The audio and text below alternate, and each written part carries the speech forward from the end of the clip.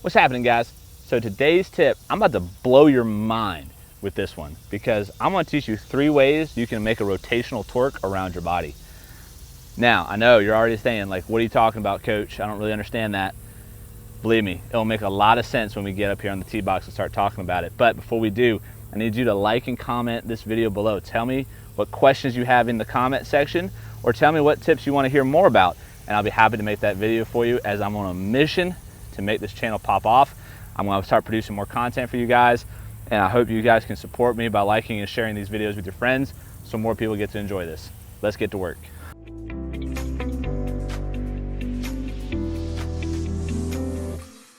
Okay guys, like I said at the beginning of the video, what we're doing today is I'm going to show you 3 ways you can make your body rotate. Now, let's talk about what we're the premise of this video, right? And I almost said let's talk about what we're talking about. That would have been a great Mississippi State line. But point being is a lot of times we get caught up with turn because we only perceive turn happening one way, right? And it's either with our hips or with our chest. Well, I'm here to tell you, quit trying to turn with your chest. That's a terrible idea. But the ones that are trying to turn with your hips, you're so hyper focused on it that I don't think you quite understand. There's multiple ways to make your hips move. We've been force-fed a lot of information about how the hips should go first, the chest should go second, arms, hands, club head. And when you measure it out on a rotational force graph and you're looking at all those different body parts, that is 100% accurate. But you're maybe not looking at how those forces are being applied. Now, just to kind of show you what I'm talking about, we're going to get right out of the gate and mention the 3 things, right? So we have the ability to use our feet in the ground, and when I use my feet in the ground, that can make my lower body move and rotate and twist, right? And that's usually what makes the pelvis respond to a turn.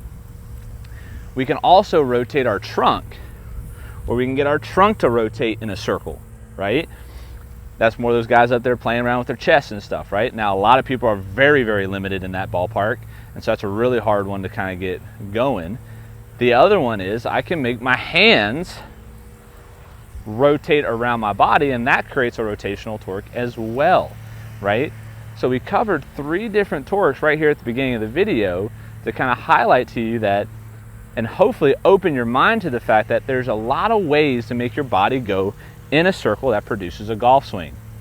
So when I start talking about the footwork, making the feet move in a golf swing, what we're talking about is when we start pushing, using the ground with our feet, our hips are going to respond. And that's why, you know, yes, our hips are turning to the left, but we don't see the right foot going forward when we try to make that happen. What do you normally see? And there's a great clip of a guy on YouTube who slips on a pond of ice, and if you watch his feet, his front foot actually goes forward, his right foot slides backwards as he decides to make the downswing. So his feet go like that and he falls off balance. And if you ever slipped on the early morning tee shots, you'll see that your right foot goes this way, right? And so that force you're applying is you're pushing back and away with your right foot, and that drives your pelvis forward and around. The easiest way I can showcase this to you, right, because that might be confusing some of you guys, is if I just do side leg raises, right, I am picking my foot up and moving it to the right. If my foot is planted and I try to do that same motion, that makes my pelvis go to the left. So if I want to increase a slide, I have to feel this with my foot. The difference is, instead of my hip staying in the same place and my foot moving, my foot's in the same place and my pelvis is moving, and I get that same angle with the trail leg. That same thing applies when I'm trying to create a rotation with my lower body using the ground. I'll feel my right foot push back, and my front foot, right, is actually pushing this way on the ground, but that's pushing my pelvis backwards, my left side of my pelvis backwards. And that's how I generate a torque, okay? There's option 1.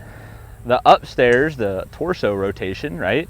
We get in here, we can start turning our body back and forth, and usually I have people crisscross their arms, hold it across their chest with a golf club.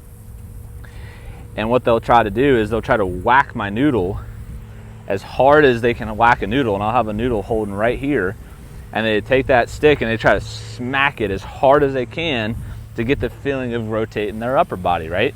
And that's where you hear a lot of coaches talk about side bend with the shoulders and pulling the lead shoulder back, right? The right shoulder going forward. Very similar to the pattern that you see with the lower body.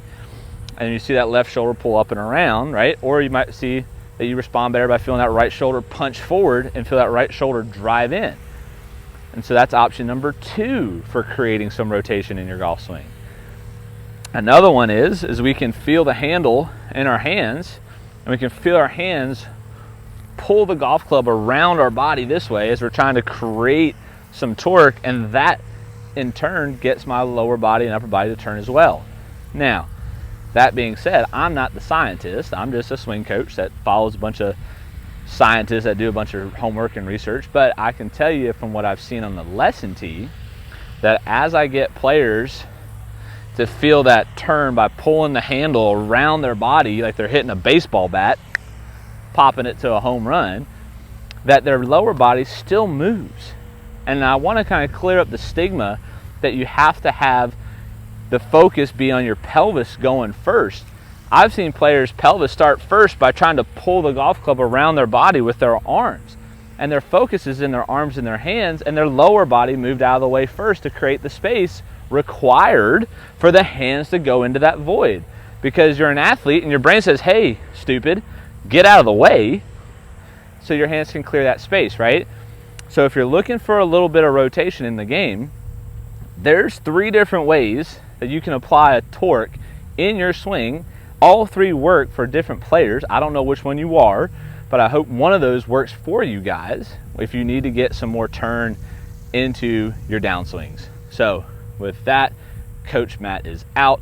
Have a great day. We'll see you soon.